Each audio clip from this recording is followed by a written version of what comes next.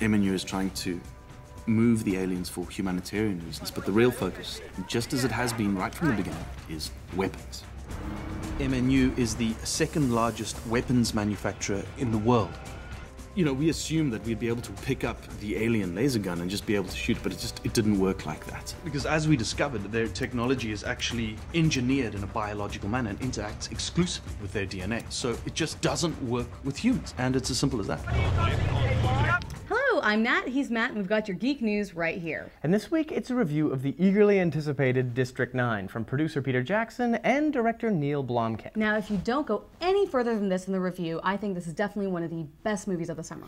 And I'd put it right beside Star Trek as absolutely one of the best of the summer for sure. Exactly, which is great because between viral marketing campaigns and the mere mention of Jackson's name along with it, there's been a lot of talk about this one for quite a few months now. And judging by the absolutely packed midnight screening that we went to, District 9's lack of bankable star power has not hurt the word of mouth one bit. Style has nearly eclipsed story in the awareness campaign for District 9, so let's break our review down and get into it.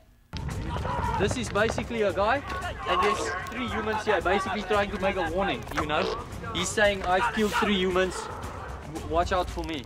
The single biggest influence on the style of District 9 is definitely director Neil Blomkamp's vision of alternative reality. Now, if you've seen some of Blomkamp's previous commercial work for Citroën and Nike, you know he's got a unique style all his own, incorporating crisp reality with high-end CG, something that came through very well with District 9 as well.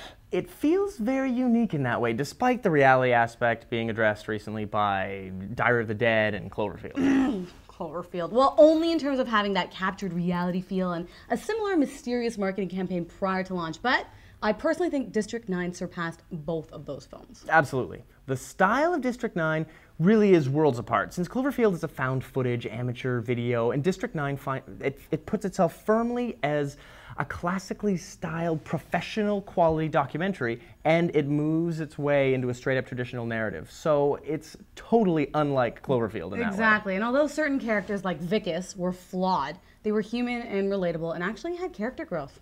And, you know, when you compare that to Cloverfield, where I pretty much didn't care about any of those characters, and they were all two-dimensional, and all I wanted to see was the monster. I was glad when the alien killed them. Yeah. Anyway, the concept of the movie was very cool for Cloverfield, but that's pretty much it. And really, what it comes down to is the fact that Shaky Cam has that sort of bouncing around amateur guy who doesn't know what he's doing with the camera sort of feel, whereas the documentary aspect of this, it feels like professionals are making it, but it doesn't feel like you're seeing a movie. That's the cool thing. It feels like they're documenting something. There's snap zooms into the action, and they follow it around, and it's very professional. What? I don't know about the feedback for this one so far, but so many people were talking about how they were nauseous after watching Cloverfield with a shaky cam. Yeah, and you know, I don't think you'll get that with District 9. I don't think so. No, District 9 delivers story and substance to completely complement an incredibly visceral style, and it makes the whole thing just feel real. And a lot of that can be credited to the red camera that Peter Jackson has been a champion of for years. Now, just to let you know how engrossing this movie was, I'm planning on shooting my next film on that camera, so I wanted to see what Jackson and Blomkamp were going to be able to do with this for District 9, and I swear within 60 seconds I completely forgot about that, and I was completely wrapped up in the story, and I was inside that world. Really good. I've got, you know, the narrative was so good that I now need to watch the film all over again. So anyway, let's take this review into the story of District 9. Yeah, I don't know, this has got the markings there of so it's definitely alien, but it's not a weapon. But I don't trust it, you know, I don't trust anything that... Oh, you're right, bro. Vickus, you're right, eh? Placing District 9 in Johannesburg, in an alternate history modern day, 3 decades after helpless alien refugees land on Earth's doorstep, was refreshing in every possible way. Absolutely. Seeing a new second-class citizen develop in the home of apartheid was such a mirror of our own history. And it was eerie. It was very, very eerie. And not just of South Africa's history, but the history of man mistreating man across the ages. And watching Vickus's eyes opening to the horrors and the shanty towns and the greed of his own people made for a really exciting character arc. Oh, definitely. Vickus was a fascinating character. Perfect one for the viewer to relate to and see the story unfold. Yeah, because he really just starts out as a regular human that's just... You know, he thinks he's doing a good job, you know, working for the MNU, and he thinks he's helping, and then he realizes how completely messed up MNU is and what their motivations are with the alien weapons. And there are so many brutal aliens, but then he meets Christopher Johnson, who, I just love that name. Christopher Johnson? Like, But, who named him? Who yeah, knows? this alien is amazing. This prawn, as they say. Oh, that's the is derogatory term. so interesting.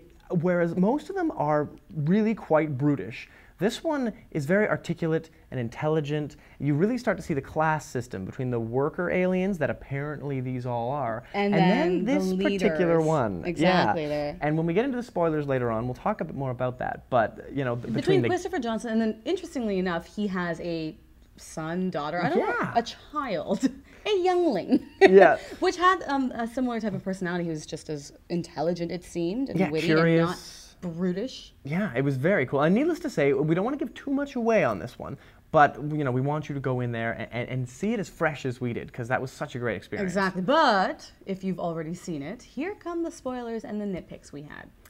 Okay, the moment that the doctor cuts open Vickus's cast and we see what's happening to his hand. God, my God. It just about knocked me onto the floor. It was crazy. And everyone who was saying, oh, the preview that you guys did on Your Geek News was giving so much away. No. Dude, I had no idea that was going to happen, and I made the thing. Like, I couldn't believe how out of left field that was. They did such a good job of keeping Well, you know what? that They hidden. did a very good job at hiding it. And once you realize what's going on, you're just like, yeah. oh my God. Because you get the impression from the preview that he's becoming important, something's changing in him, but holy crap. When you don't realize, understand the value that he has until you see that part. And you know what, as far as nitpicks go, the idea that this was just a South African problem is a little weird. Yeah, it really is. I mean, if an alien invaded Earth, I think everyone would care, don't you think? And MNU was stocked almost entirely with South Africans. And I feel like if it really was a multinational corporation, it would be a much broader... Much more diverse. Yeah.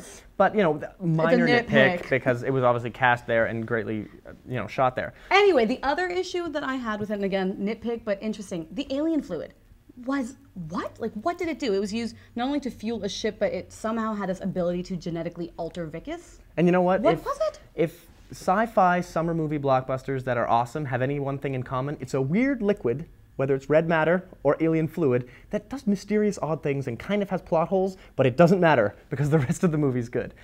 The other thing that really bothered me was as the film was about to get an immense scope, as the ship is powered up and about to leave, and you're about to find out about the home world and it's going to leave the confines of Earth, the movie's over. Yeah. You know, 3 years later, District 10, there's definitely sequel material here. There's definitely a broader story to tell, and I would love to see it.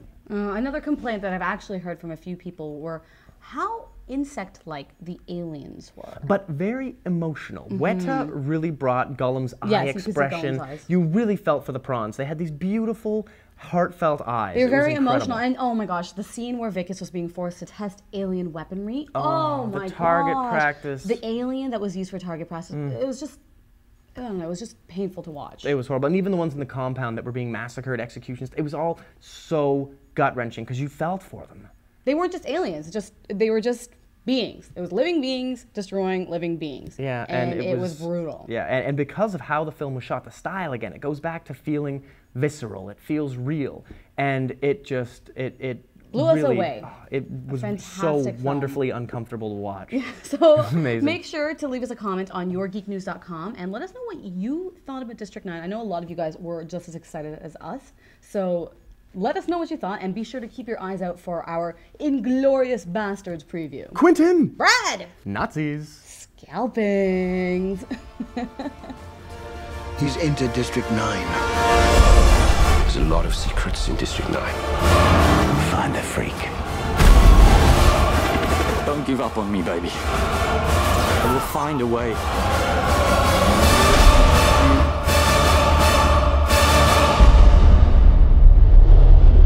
I just want everyone watching this to learn from what has happened.